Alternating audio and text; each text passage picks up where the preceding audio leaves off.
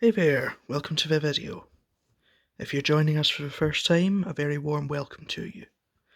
If you're coming back to the videos again, then a very warm welcome back to you. But either way, I'm glad to have you all here. So, for this video, we're going to cover the Tambor mission, specifically a way to nearly guarantee yourself a shard.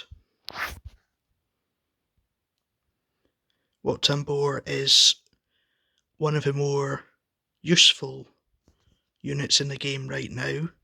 He fits into a wide variety of teams, and with the tech that he can hand out, he is invaluable in almost every game mode you can think of. So we'll start looking at what we have available to us. So Droid Factory isn't going to be used as much in this particular run, at least not for its summoning ability. It will, however, be used to dispel buffs on enemies and to pass turn meter to the rest of the team.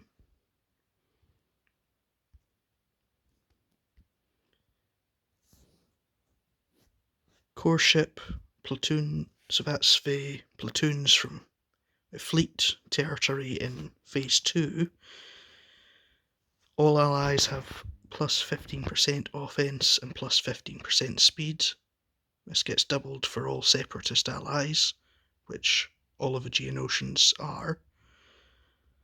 And at the start of each separatist ally's turn, they recover 5% health. The second part, equalising health with other separatist allies, isn't quite as important here because Geonosian Brood Alpha already does that. The Hailfire tank, granted to separatists, deal physical damage to all enemies, and then inflict a wide variety of debuffs on them. Metal Mayhem is not useful here at all, because it only works on droid allies, of which we will have none. And then Separatist Motives, that's only really valuable for Geonosian Brood Alpha, but doesn't really matter too much here. We won't really need to make use of that one.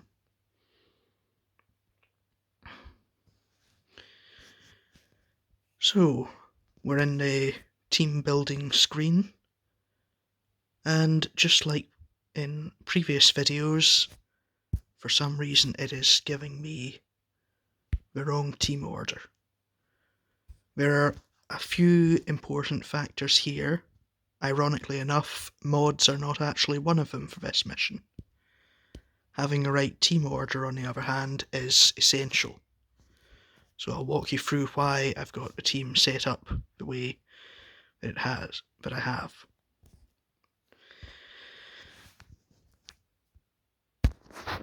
When a mass assist is called by, in this instance, Geonosian Brood Alpha's passive unique, the team order that you set at the beginning of a battle is the order in which they will attack. So if Geonosian Brood Alpha were to use her basic ability, then the mass assist order would be Sunfac, followed by Geonosian Soldier, followed by Geonosian Spy, and then finally finished by Poggle the Lesser. And this particular order is very important purely because Sunfac's basic, when a mass assist is called, it will just be their basics that are used. Sunfac's basic dispels all buffs on an enemy. Geonosian Soldier then applies tenacity down to that enemy. Geonosian Spy will hit, and he'll hit harder because Sunfac will have dispelled any defensive buffs on the enemy. And then finally, Poggle the Lesser will finish up the train of attacks with his basic, which has an 80% chance to inflict ability block. And inflicting ability block, and in particular maintaining ability block, is going to be essential to winning this mission.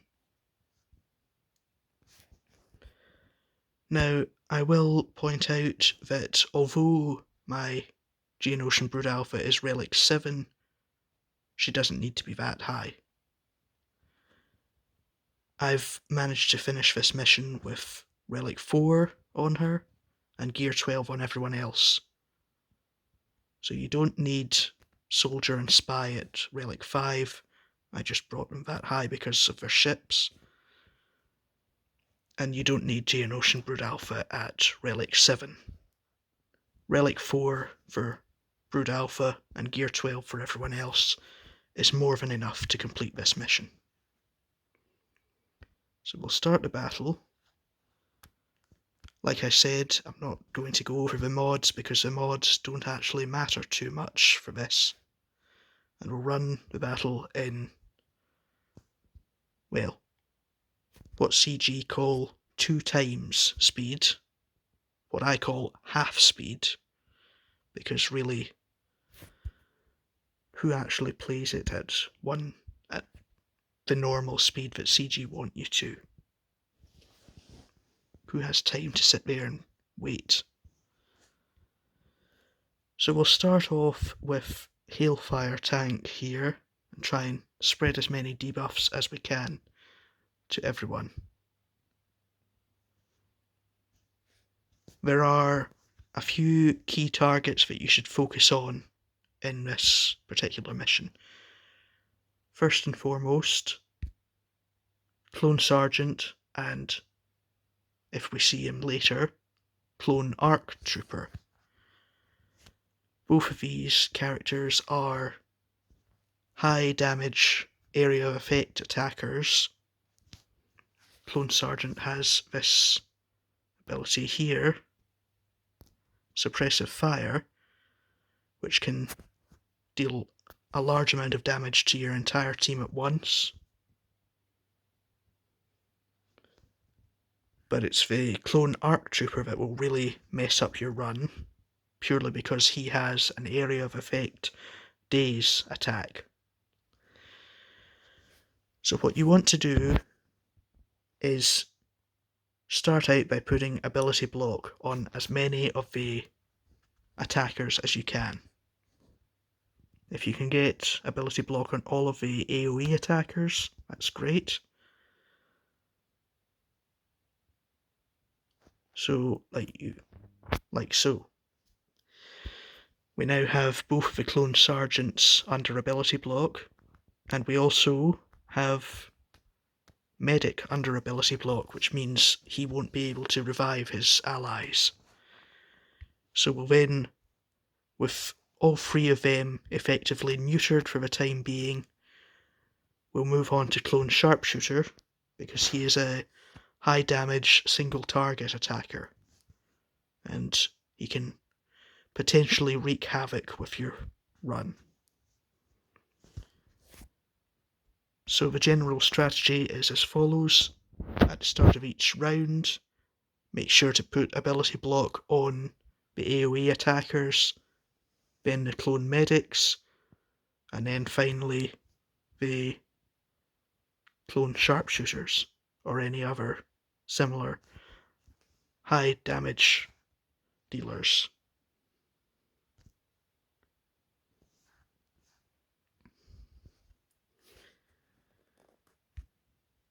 Hopefully this will take it. Oh, it didn't. Okay. Need to be careful there.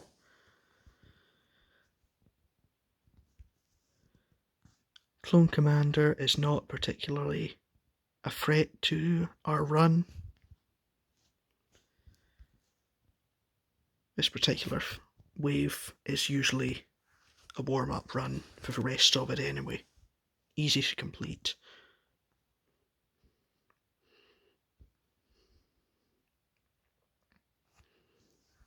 And also a good opportunity for you to practice the strategy before you actually get stuck in.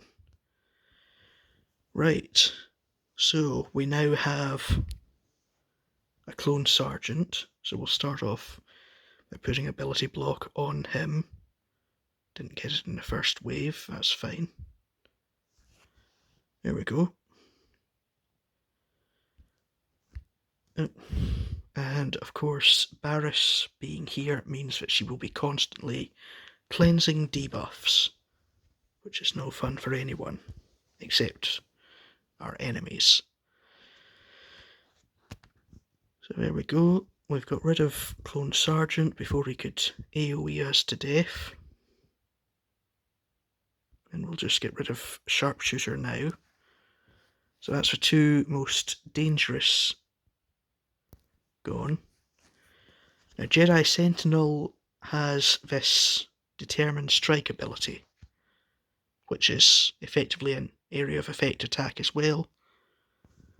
Unfortunately, if I hit her, she immediately goes into stealth. But we did land an ability block on her.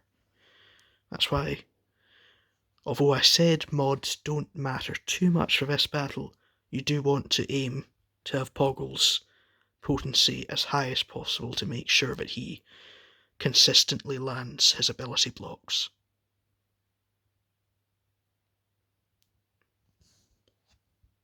Fortunately, Jedi Sentinel is not a particularly powerful unit. She is, in effect, just a nameless Jedi goon for you to power your way through. We'll take out Barris, because that health equalization can really mess up your run. And then because the Sentinel is still under stealth, we'll just go for this Clone Lieutenant. In an ideal world, you want to leave the tanks for last, purely because they are not going to do very much damage at all.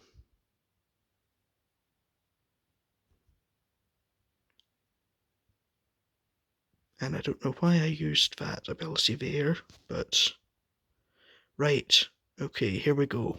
So we're coming into the more dangerous section of the run.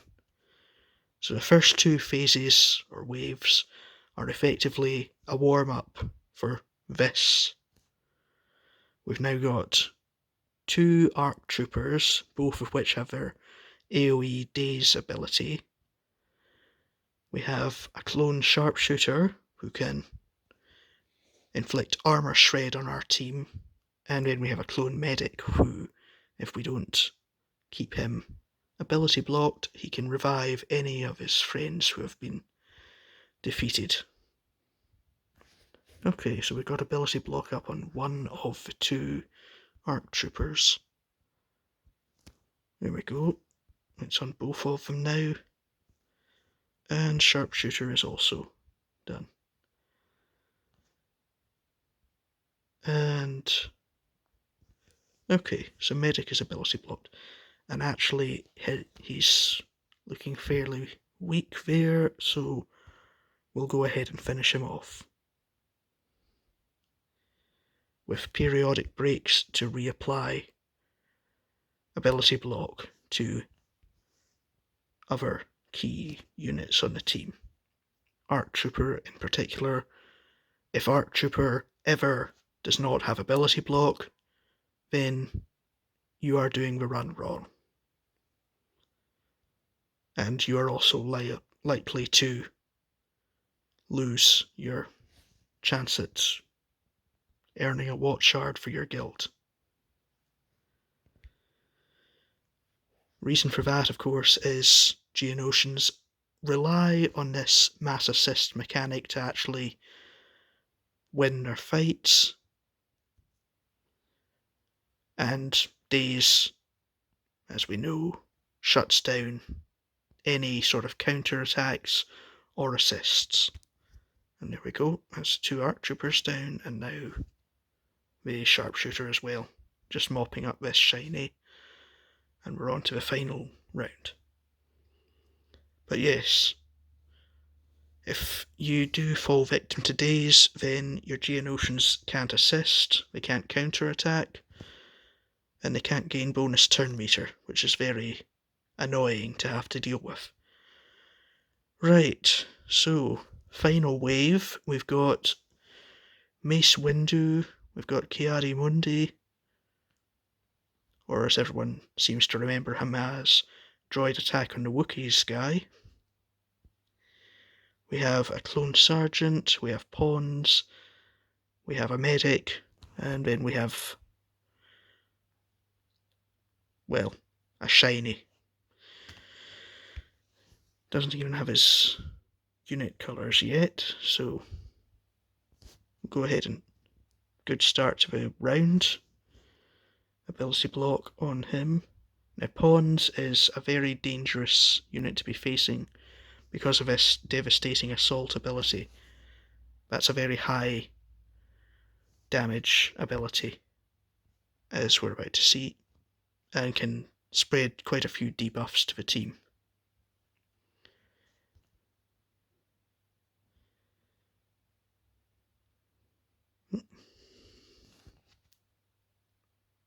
Okay, and there's the other thing you want to watch out for. If you run into Mace, he will apply Shatterpoint on his basic attack. At which point, if that unit is hit by him again, which your Geonosian Brute almost certainly will be, then it's an instant kill. Not fun. We'll ability block Pawns. Go back and reapply ability block on Clone Sergeant. Or not, because he's not in the mood for any of our shenanigans, apparently. Okay, for goodness sake. This is... Okay, we'll pass that turn meter bonus to everyone.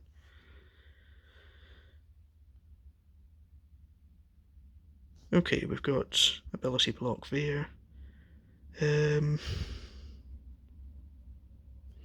We'll dispel all the buffs. There we go.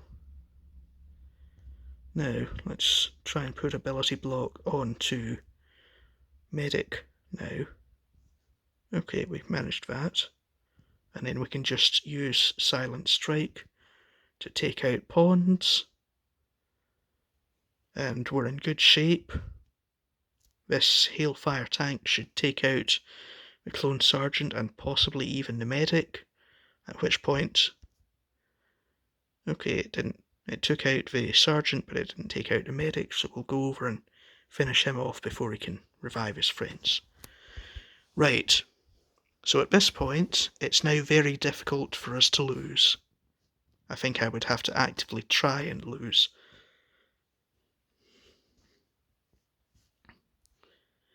But Mace Windu does have that semi-instant kill ability, so he's going to be our next target. And unfortunately, ability block is useless here, purely because his Shatterpoint ability is on his basic. But we are hammering away at him fairly quickly, and we'll just call in Spy to assist for the extra damage he can do. There we go. And now, it's honestly a toss-up. Ki-Adi-Mundi is about as threatening as that clone trooper at this point. But personally, I prefer to just take him out and then defeat the tanks wherever possible. So we'll just take him out with a 340,000 plus hit, and then we will just mop up the clone trooper. And one more mass assist should finish that. And it does. Oh, didn't even need to call a mass assist there. Excellent. And there we go. Hopefully this video has been helpful to you all. and I will see you in the next one. Until then, have a very pleasant rest of your day, and goodbye for now.